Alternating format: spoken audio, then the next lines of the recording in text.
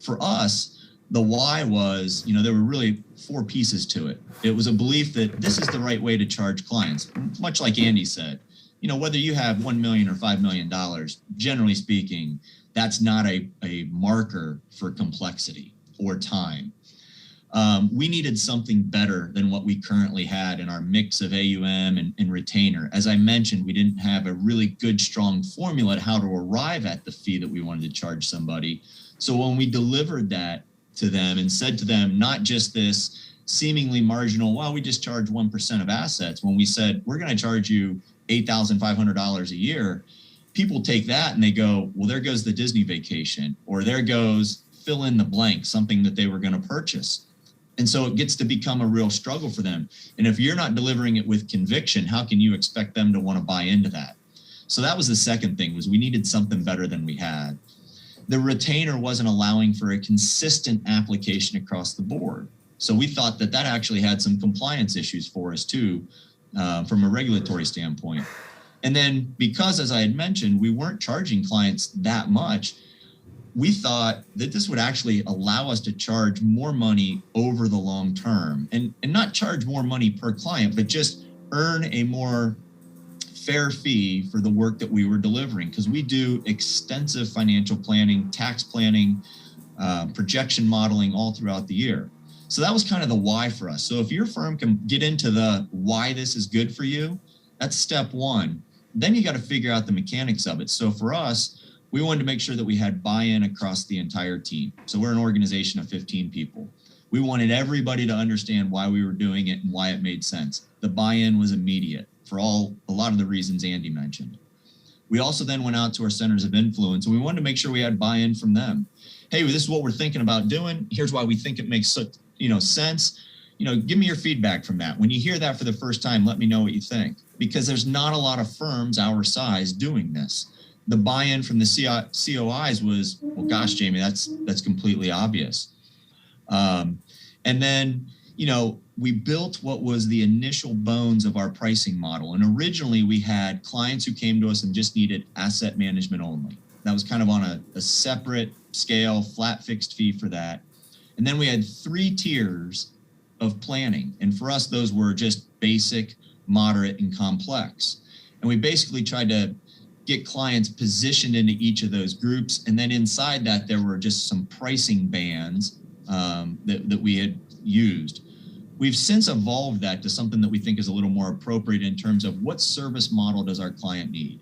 Do they need asset management on the one end, and they just need us to manage portfolios? So think of a not-for-profit or an extremely wealthy family, for example.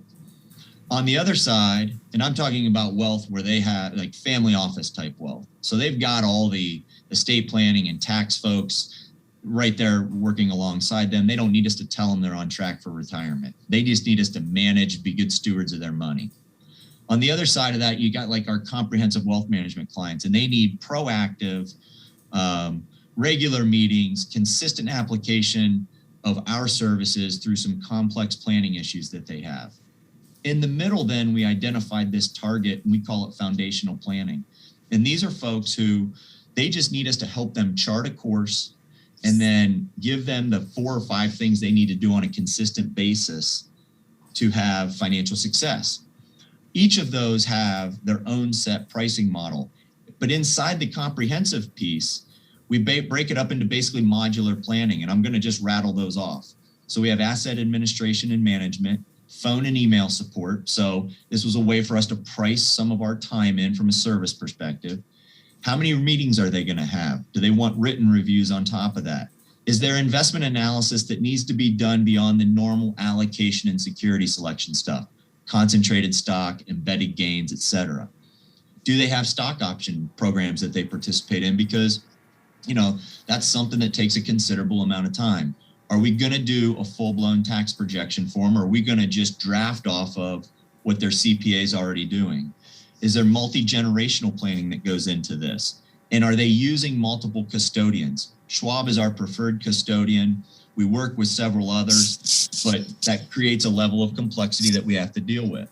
So all of those things go into the pricing of how we price something. And I think once you determine what's going to be your mechanism by which you price things, and you've got the why, you now have the how. The conversation of converting clients to that was pretty seamless. For those that had to get a price increase, we said to them, look, we've looked at the service model we're providing. This is what we believe to be a fair and adequate price for the services we're going to give you. It's as a fixed fee. So as you continue to contribute or market appreciation occurs, that doesn't matter. If you inherit money, that's not a change in the scope of the work we're doing. So your fee is able to stay the same. For those that the fee was coming down, obviously that was a really easy conversation to have. So for us, the how was, about a 2-year process to really get to where we wanted to be. And we are essentially 100% fixed fee now. And if you look at our ADV, you'll still see that we have some grandfathered clients under the AUM. Those are all being worked off. There's just a handful of unique circumstances that we're just trying to get some of these organizations to the flat fee ground. The results, and I'll just recap these real quick and I'll be done. The growth has been considerable for us because the message has been well received. If somebody comes in our office and is already working with an advisor and they're on an AUM model, and I explain what we're going to do for them, and then I tell them, let me tell you how we're going to price this relative to how the industry does it.